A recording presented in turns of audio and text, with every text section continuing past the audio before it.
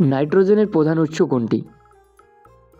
উদ্ভিদ, প্রাণীদেহ, মাটি নাকি বায়ুমণ্ডল?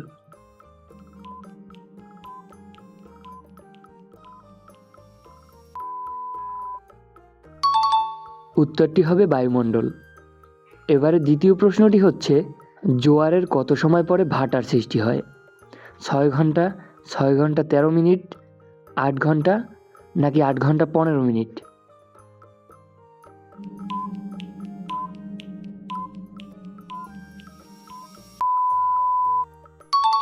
এখানে সঠিক উত্তরটি হচ্ছে 6 ঘন্টা 13 মিনিট।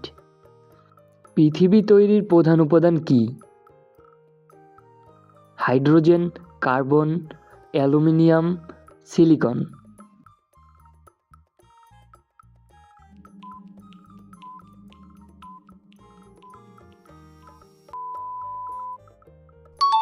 উত্তরটি হবে সিলিকন। শেষ প্রশ্ন, কোন প্রকার মাটির পানি ধারণ ক্ষমতা সবচেয়ে বেশি? এঁটেল মাটি, দোআঁশ মাটি, ব্লে দোআঁশ মাটি নাকি বেলে মাটি?